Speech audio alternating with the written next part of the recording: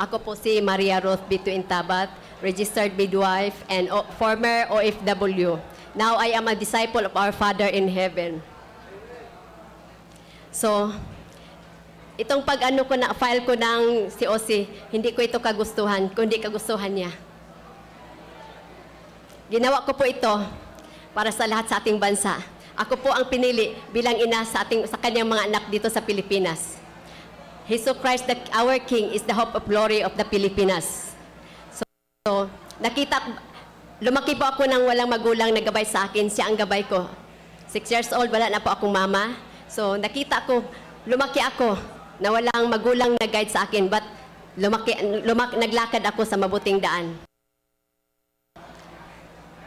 Kung ako pinili ng Ama natin, hindi ko po pababayaan ang mga anak ko dito sa Pilipinas. Lalong-lalo na po yung mga former OFW na nakita ko po sila abuse. So, pag ako na ang ilagay ng ating Ama sa langit, papauwiin ko sila.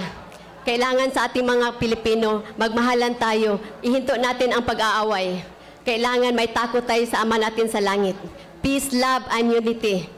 Yun ang kailangan natin sa bansa natin. So, maraming salamat po.